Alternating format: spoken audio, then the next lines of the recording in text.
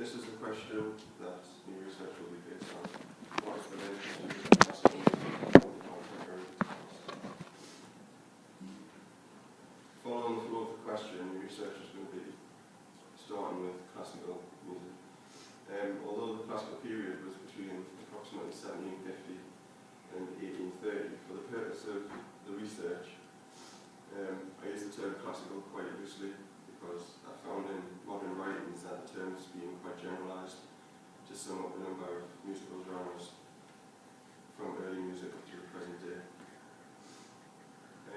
My initial thoughts as well were just focused on Paganini, who springs to mind when looking at Yngwie Malmsteen, who we'll talk about later on.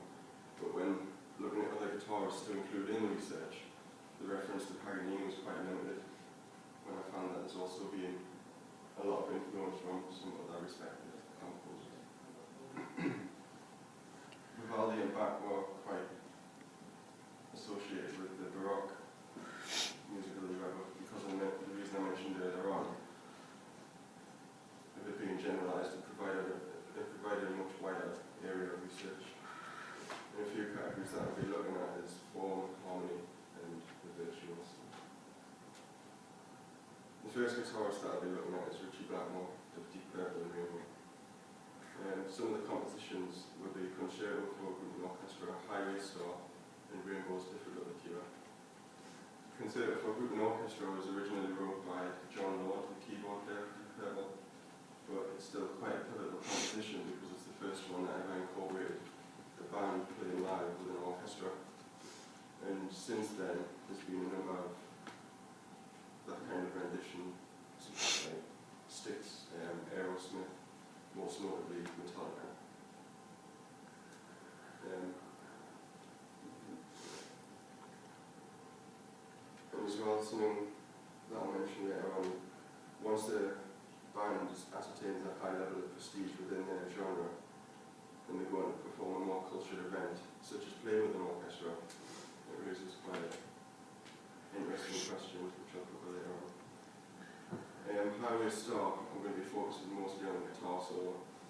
Although the song is loosely based on rondo form, I can draw more conclusion from the solo because it's quite suggestive of Vivaldi's playing technique. So I'll be looking at that.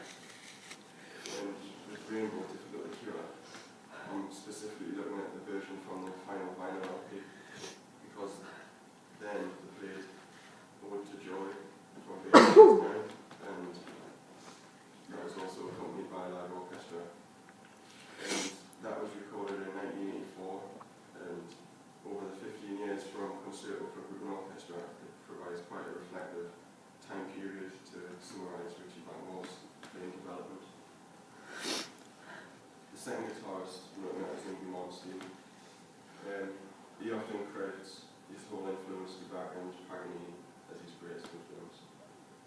He's considered the foremost neoclassical musician, and his technical prowess was quite transcendent of that of any other player at the time.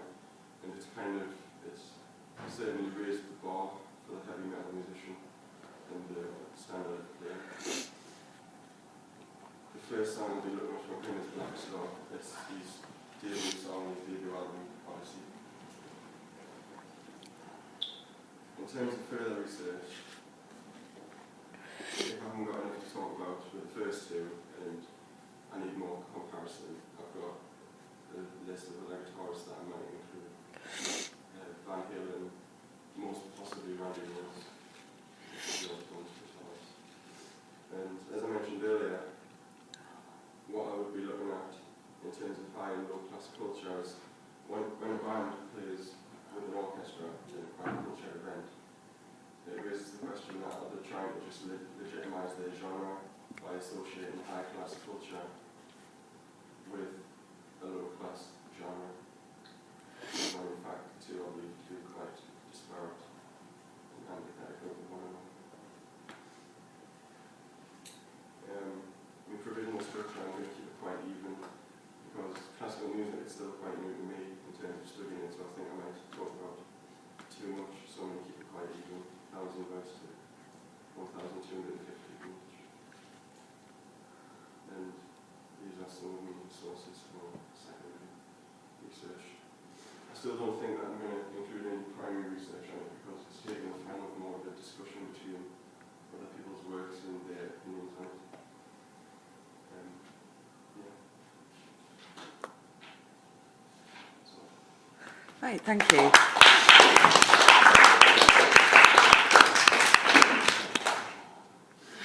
Okay, any questions?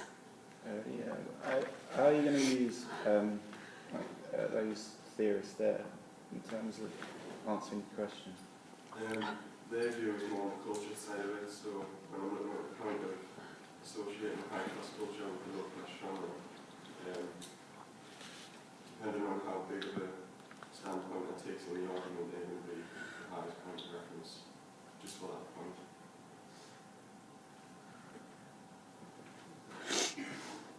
Okay, anybody else?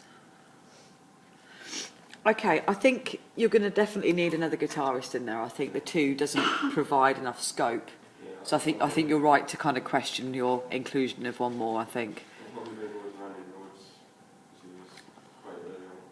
Do you not think you want somebody more up to date? Because I think Ritchie Blackmore, Yngwie Malmsteen, I mean, you're kind of looking 70s, 80s. I think potentially somebody who's more contemporary, just to give you that span. Yeah. I would suggest you have a look at Devin Townsend. If not, John Petrucci is a really good example, actually, really good.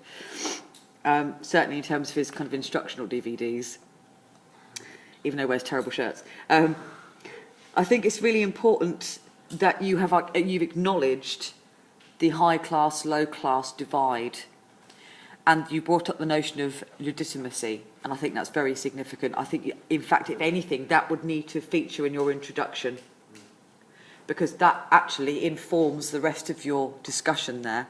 I would argue that the guitarists have actually got more to gain from being legitimised by classical music than the other way around, which is an interesting point of discussion. If you look at Devin Townsend, I think you could definitely look at some of his influences as going through to experimental composers or minimalist composers like Steve Reich. So that could be an interesting discussion point for you. And also, you've not included Apocalyptica. I find that interesting. Apocalyptica are a string quartet that play metal. But they also play the classics. So, for example, a really good version of Hall of the Mountain King by Grieg that they play on stage at a metal event, but they use their cellos. And it's very interesting with the drum kit as well. So that could be worth having a look in terms of... Sorry? That's fine, no problem. Your use of the term classical, I think it's worthy noting the evolution of that term to now, in contemporary terms, to actually include anything that's kind of orchestral based, even though in musical terms it does clearly refer to a particular period. But I think it gets kind of overused now. As long as you include that in your introduction, so it's clear how you're using the term, so you've justified it, then that's fine, no problem. That's great, thanks very much, Damon. Okay, Phoebe.